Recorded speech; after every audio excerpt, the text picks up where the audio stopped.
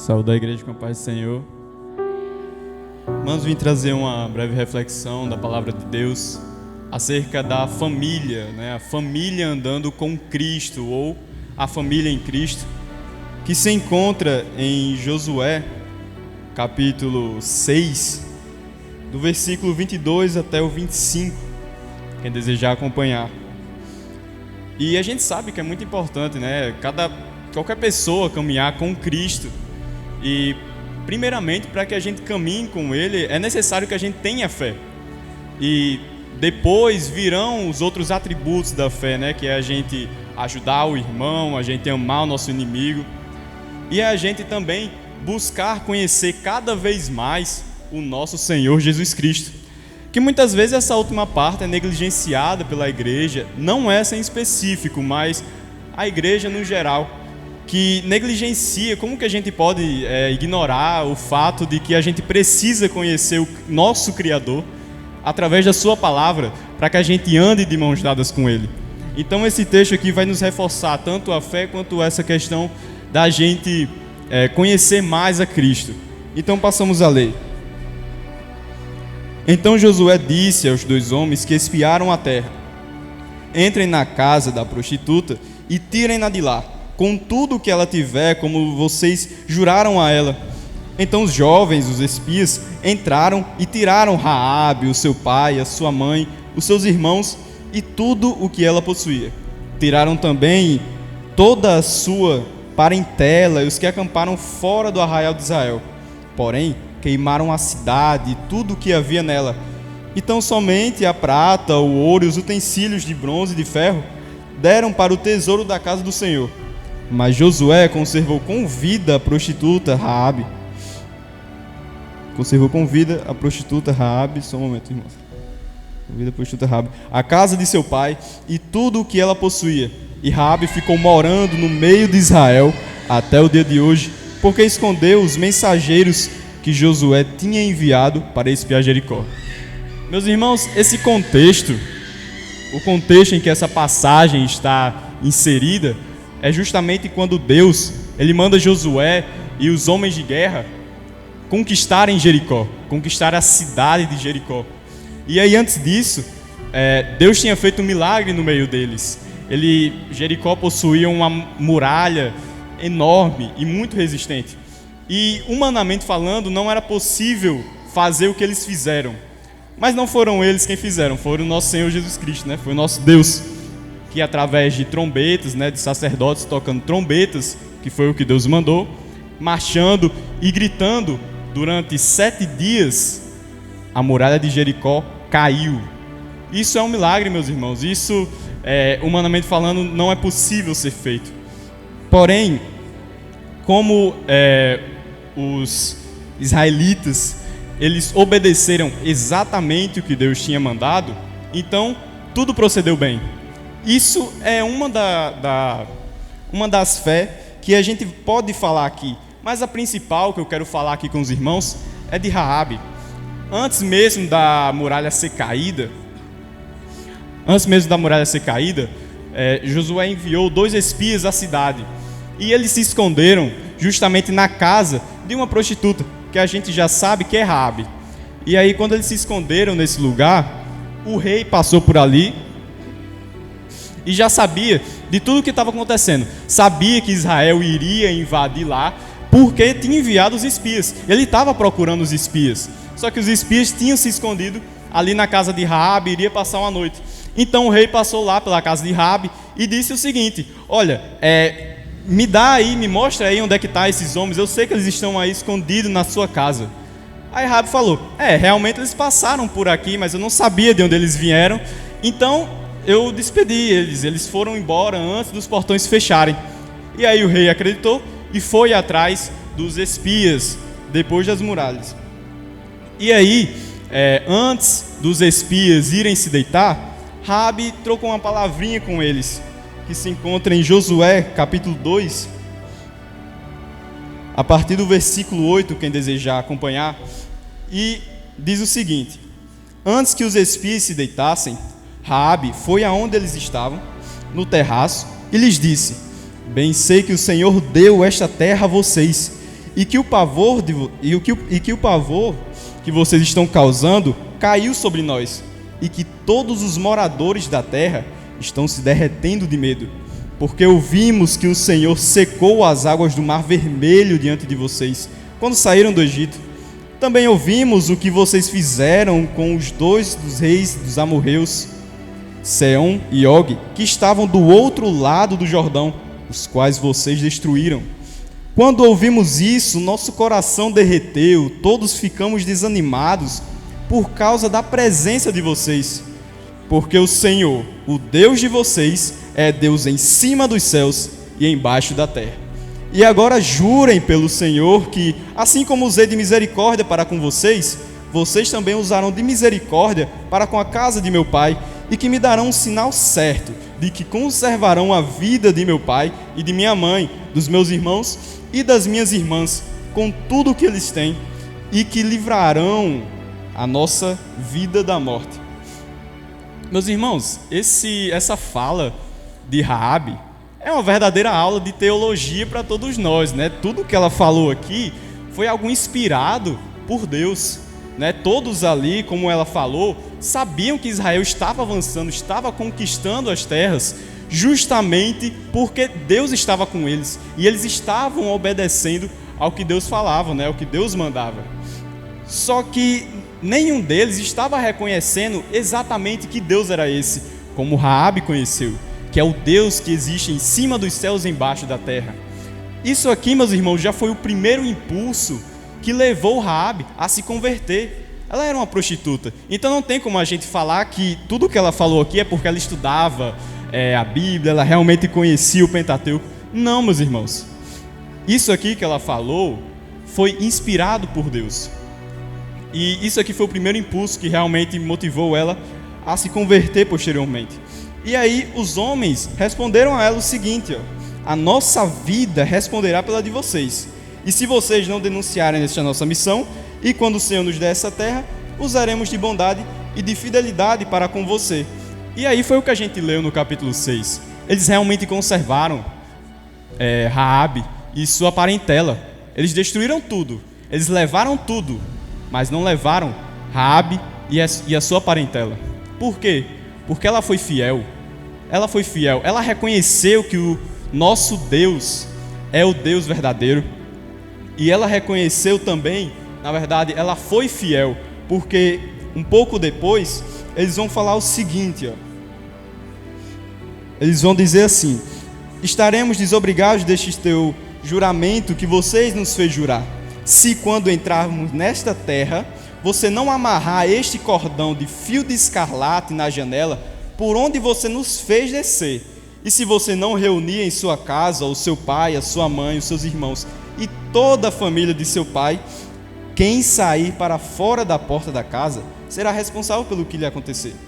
Então, Raabe, ela realmente foi fiel. Ela pensou assim: eu vou colocar esse fio de escarlate, eu confio no que eles estão falando. Isso é a fé. Se fosse outra pessoa, com certeza não acreditaria, talvez até fugisse, talvez contasse para o rei, e certamente não teria sucesso. Então, meus irmãos, isso que a gente acabou de ler nos ensina 3 principais tópicos. É claro que ensina muito mais, mas eu quis resumir apenas para esses 3. Nos explica, meus irmãos, e nos ensina que ter a fé vai muito além de apenas a salvação, né, individual. Ela também nos explica e nos ensina que é importante a gente ter essa fé justamente no mundo em que a gente está hoje. Raabe, com sua fé, ela livrou tanto ela quanto a sua parentela da morte. Então, meus irmãos, a fé, ela serve de consolo para os nossos dias difíceis, os dias difíceis que hemos de enfrentar neste mundo. A fé serve para isso. Então ela é importante no contexto terreno também, justamente em um mundo em que o evangelho está sendo tão deturpado, em um mundo onde um cristão está sendo tão humilhado, está sendo tão menosprezado, a sua fé está sendo menosprezada. Mas aí quando a gente lembra que por mais que todos esqueçam de nós, por mais que a nossa mãe se esqueça de nós, o Senhor Deus não se esquece. Então a fé é muito importante nesse contexto terreno. Mas o outro contexto é muito mais importante também. É a própria salvação celeste. É a salvação celestial, é o que todo cristão almeja. Porque como que a gente vai conseguir realmente ser salvo se a gente não tem fé? Não existe isso, a gente precisa realmente ter a fé, por exemplo, que Raabe teve. A fé que o povo de Israel desse tempo teve na hora de realizar tudo aquilo que o Senhor mandou. Quem seria a pessoa que realizaria aquilo que o Senhor mandou? De ficar tocando trombetas e rodeando a cidade? Isso parece loucura à vista de muitos. Isso parece algo de outro mundo. É algo de outro mundo. Não cabe a nós entender. Cabe a gente apenas obedecer. Então, também tem essa grande importância. E a terceira importância, meus irmãos, é a questão alheia. É a influência alheia. Bom, só bastou Raabe acreditar em Deus. Só bastou Raabe ter o conhecimento de que Deus é o Deus verdadeiro, de que Deus é Deus em cima dos céus e que Ele iria entregar tudo ali para o povo de Israel se fosse obediente. Só bastou isso para que a sua parentela fosse salva. Nesse contexto, poupasse-nos da vida, né? Poupasse-nos da morte. Então, nesse contexto foi muito importante, porque a fé, meus irmãos, vai muito além, como eu falei, de uma salvação celestial. Também, né, salvação celestial individual. Também é importante que a gente garanta que o outro também vai ser salvo, através da nossa influência. A fé que a gente exercita todos os dias, ela motiva as outras pessoas. Ela tem capacidade de influenciar, e nesse caso, influenciou toda a família. A família passou a andar com Cristo. A família passou a andar nos caminhos do Deus verdadeiro. E como a gente pode perceber, isso durou o resto dos dias de Raabe. Quando fala aqui no versículo 6, que Josué, né, mas Josué conservou com vida a prostituta Raabe, a casa de seu pai e tudo que ela possuía. E Raabe ficou morando no meio de Israel até o dia de hoje. Ela se converteu. Olha que coisa maravilhosa, meus irmãos. E converteu não só a ela, converteu também os seus familiares. Através de quê? Através da fé. E a fé com conhecimento da palavra também.